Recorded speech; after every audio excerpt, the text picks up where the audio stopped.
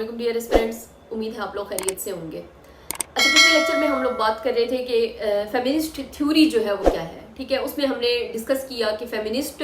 कौन लोग होते हैं और किस तरह से वो वुमेन के राइट्स के बारे में बात करते हैं। ठीक है, कुछ राइट्स के बारे में हमने बात की, जैसे हमने एजुकेशन के बारे में बात की, उसके बाद हमने इक्वालिटी की बात की। ठीक है,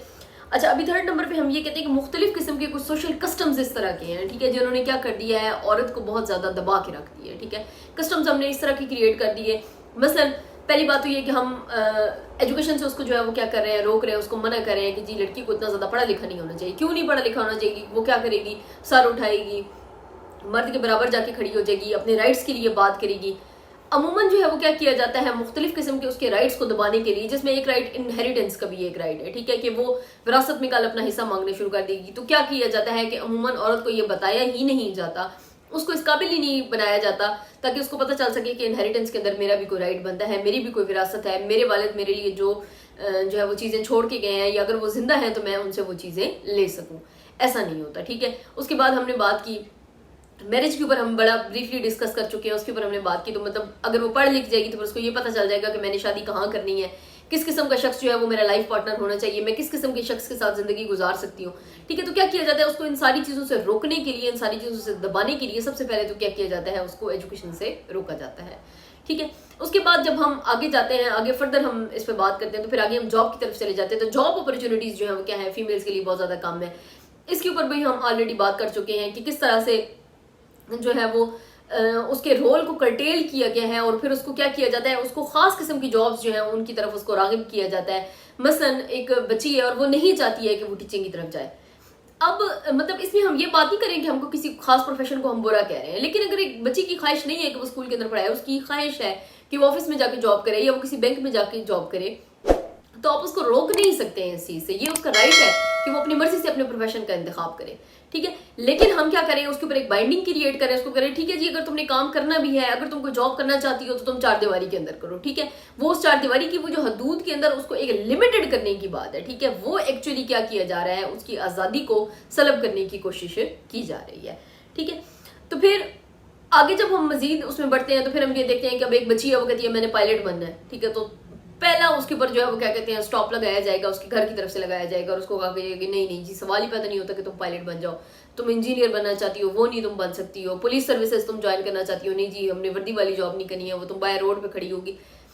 मेरा मतलब जो है ये सारी चीजें एग्जाम्पल्स आपको कोट करने का मकसद ये है ताकि आपको वो सारा का सारा रोल एक समझ आ जाए कि सोसाइटी किस तरह से रोल को कंस्ट्रक्ट कर रही है। ठीक है, किस तरह से हम उसकी आजादी को सलब करने की कोशिश करें और किस तरह से हम उसको क्या कर रहे हैं, एक खास एरिया में लिमिटेड करने की कोशिश कर रहे हैं। ठीक है, तो इस तरह से क्या किया जाता है, मुख्तलिफ किस्म की जो है वो क्या की गई, मतलब जो है वो हथकंडे इस्तेमाल किए जाते हैं, ऐसी कोशिश की जाती है ताकि क्या किया जाए, वुमेन को चार दीवारी के अंदर कैद करने की कोशिश की जाए। ठीक है, उसके बाद फिर क्या हुआ, मुख्तलिफ किस्म की फेमिनिस्ट मूवमेंट्स जो है वो क्या कहते हैं स्टार्ट हुई, और उन्होंने फिर क्या किया कि अपने राइट्स के ऊपर जो है वो बात करनी शुरू कर दी कि औरत को जो है वो क्या होना चाहिए, एजुकेशन का राइट उसके पास आना चाहिए। जब एजुकेशन का राइट आ जाएगा, सबसे देखिए मेन चीज जो है ना वो क्या है, औरत की एजुकेशन है। जब लड़की एजुकेटेड होगी ना तो फिर बाकी तो जितने भी राइट्स है ना उसके वो खुद ब खुद उनको पहचानना शुरू कर देगी। इसलिए फिर क्या किया जाता है, सबसे पहले उसकी एजुकेशन के ऊपर पाबंदी लगाई जाती है और कोशिश ये की जाती है कि वो तालीम ही हासिल ना करे। ठीक है, तो अगर वो तालीम हासिल करेगी तो फिर आगे जॉब की तरफ मूव करना या आगे अपने लिए लाइफ पार्टनर का इंतखाब करना है, ये किस तरह से उसने अपने राइट्स एंड ड्यूटीज को पहचानना है, अपने इनहेरिटेंस के राइट्स उसने किस तरीके से लेने हैं, तो ये सारी चीजें तो वो फिर एजुकेशन के बलबूते पे वो सारी चीजें ये हासिल कर लेगी। लेकिन मेन इशू जो है वो क्या किया जाता है, उसकी एजुकेशन को कंट्रोल करने की कोशिश की जाती है ताकि ये ज्यादा पढ़ लिख न जाए। ठीक है, फिर मूवमेंट्स जो है वो क्या कहते हैं स्टार्ट हुई, और उनमें मुख्तलिफ किस्म के राइट्स के ऊपर जो है वो बात की गई कि औरत को जो है वो क्या होना चाहिए, राइट टू वोट उसको होना चाहिए ताकि वो वोट का राइट का अपना जो है वो इस राइट को इस्तेमाल कर सके और सोसाइटी के अंदर अपना खास किस्म का एक जो रोल है वो प्ले कर सके। इस तरह से एक टाइम था कि मतलब औरतों की जो है वो क्या कहते थे, CNICs जो है वो मुख्तलिफ जगहों पे प्रोसीडिंग में उनमें प्रॉब्लम आता था। फिर औरत को जो है वो ID कार्ड दिया गया, उसको एक प्रॉपर आइडेंटिटी दी गई, फिर इस तरह से उसके रोल्स को कंस्ट्रक्ट किया गया, आगे फिर उसके लिए मुख्तलिफ किस्म की जॉब की अपॉर्चुनिटीज क्रिएट की गई। तो ये एक फिर ये खास एक मूवमेंट थी, फिर उसको इनहेरिटेंस के राइट दिए गए। देखिए अल्हम्दुलिल्लाह हम लोग तो एक मुस्लिम सोसाइटी के अंदर रहते हैं और हमारे नबी पाक सल्लल्लाहु अलैहि वसल्लम ने आज से 1400 साल पहले औरत को विरासत के अंदर हक दे दिया और कुरान पाक के अंदर ये सारी चीजें मौजूद हैं। लेकिन जो मगरिब की औरत है उसको ये सारी चीजें इस तरह से प्लेट में डाल के नहीं मिली है, उसको इन सारी चीजों के लिए बहुत ज्यादा स्ट्रगल करनी पड़ी है। और मतलब अगर हम देखते हैं तो सबसे पहले हम क्यों कहते हैं कि इस्लाम एक मुकम्मल ज़ाब्ता हयात है, तो उसमें हम यही चीज़ें देखते हैं कि वहाँ पर तो औरत ऑलरेडी हमें जो है वो क्या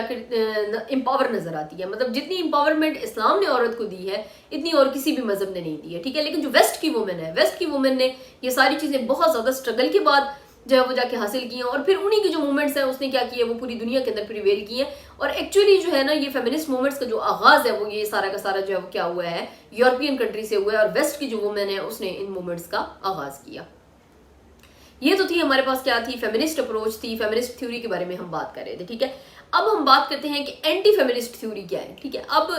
नाम से ही हमें जो है ये चीज समझ में आ जानी चाहिए कि फेमिनिस्ट अप्रोच अगर औरत के राइट के ऊपर बात कर रही है तो फिर क्या कर रही है कि एंटी फेमिनिस्ट अप्रोच जो है ये एंटी फेमिनिस्ट थ्योरी के मुताबिक जो है वो क्या है कि औरत को जो है वो क्या किया जा रहा है, उसके तमाम राइट से और उसकी ड्यूटी से जो है वो क्या किया जा रहा है, रोकने की कोशिश की जा रही है, ठीक है। अच्छा, अब हम देखते हैं कि वो एज इट इज उसको फौरन से मतलब जो है वो स्टॉप नहीं करते हैं, बल्कि क्या किया जाता है, हम अब प्रीवियसली फिर रिवाइंड करेंगे अपनी बात को सोशल कंस्ट्रक्शनिज्म के साथ कि किस तरह से सोसाइटी ने रोल जो है वो क्या कर दिया, साइन कर दिया। अब क्योंकि उसकी मिथ के अंदर ये सारी चीजें डाल दी गई हैं, उसको ये बताया गया है कि तुम जो है वो क्या हो, घर के लिए बनी हो, ये घर के सारे काम जो है वो तुमने करने हैं, घर की चार दीवारी के अंदर जितनी भी जिम्मेदारियां हैं वो सारी की सारी तुम्हारी हैं, और बाहर की जितनी भी जिम्मेदारियां वो क्या है, सारी सारी मर्द की हैं। अब शुरू से जो है वो क्या हुआ, उसको एक रोल असाइन हो गया और उसका माइंड सेट जो है वो क्या कर दिया गया, उसका चेंज कर दिया गया। अब जो एंटी फेमिनिस्ट अप्रोच के अंदर प्रिवेल करने वाला मर्द है, ठीक है, वो कभी भी क्या करेगा, अपनी औरत को आजादी नहीं देगा। आजादी से ये मुराद है कि उसको वो उसके राइट्स नहीं देगा, और क्या करेगा कि उसको वो उन सारी चीजों से रोकेगा जो उसकी रिस्पॉन्सिबिलिटी मतलब जो उसके राइट्स थे, और अपनी रिस्पॉन्सिबिलिटी से वो क्या करेगा, भागेगा और उनसे वो इनकार करेगा, ठीक है। अब इसके लिए वो क्या करता है, मुख्तलिफ किस्म की चीजें जो है वो क्या करते हैं, वो इस्तेमाल करता है। मसलन हमारे मुआशरे में जो है ना वो क्या कहते हैं, एक बड़ा कॉमन सा डायलॉग है, वो बोला जाता है हमारे यहाँ लड़कियां जॉब नहीं करती, ठीक है जी, आपके यहाँ लड़कियां जॉब नहीं करती। इट मीन कि ये जो जॉब करने का एक जो टैग है, ये हमने क्या कर दिया, कुछ खास किस्म के खास तबके के साथ हमने इन्वेस्ट करने की कोशिश की, और उसमें इस चीज को हमने मतलब जो है वो क्या किया कि बहुत ज्यादा हम बढ़ा चढ़ा के ये बात बताने की कोशिश करते हैं कि शायद हम तो बहुत ज्यादा मतलब जो है वो अमीराना हमारी अप्रोच है, या हम बहुत ज्यादा पर्दादार हैं, या मतलब उसके लिए मुख्तलिफ किस्म के टैटिक्स का जो है वो सहारा लिया जाता है, ठीक है। उसमें हम समटाइम ये वडेरा का लफ्ज जो है वो हम यूज करते हैं, समटाइम हम इसके लिए रिलीजन को जो है वो क्या करते हैं, यूज करते हैं। तो इट मीन के इसकी कोई एक स्पेसिफिक जो है वो हमारे पास जो है वो चीज नहीं है, बल्कि हम क्या करते हैं, मुख्तलिफ किस्म की रवायात का, मुख्तलिफ किस्म के कस्टम्स का, ट्रेडिशंस का सहारा लेकर हम क्या करते हैं, औरत को जो है वो क्या करते हैं, सप्रेस करने की कोशिश करते हैं। और इस तरह से क्या किया जाता है, उसके जो उसके मेन राइट्स हैं उसको क्या कर दिया जाता है, उनसे महरूम कर दिया जाता है। डिसीजन पावर उससे ले ली जाती है, उसके पास फैसला करने की सलाहियत नहीं है कि वो अपनी मर्जी से अपनी जिंदगी का फैसला कर सके, या अपने बच्चों के मामलात में वो को फैसला ले सके, ठीक है। तो इस तरह से क्या किया जाता है उसको, और स्पेसिफिकली उसको जो घर के फाइनेंशियल डिसीजंस होते हैं उनसे उसको दूर रखने की कोशिश की जाती है, और उसके लिए मुख्तलिफ किस्म के लफ्ज इस्तेमाल किए जाते हैं कि जी औरत तो नाक़िसुल अकल है, इसमें तो अकल नहीं है, इसको इन चीज़ों के बारे में पता नहीं है, ठीक है, इसको सोसाइटी के बारे में नहीं पता है, इसको नहीं पता कि ये बाहर निकलेगी तो उसके साथ कौन सी प्रॉब्लम्स पेश आएंगी, ठीक है। इस तरह के मुख्तलिफ अल्फाज का सहारा लेके एंटी फेमिनिस्ट अप्रोच जो है वो क्या करती है, औरत के राइट को सप्रेस करने की कोशिश करती है, ठीक है। नेक्स्ट लेक्चर में हम मजीद इसके ऊपर बात करेंगे, आगे हमारे पास मुख्तलिफ किस्म की थ्योरीज है, उनके ऊपर हम बात करेंगे। Thank you very much.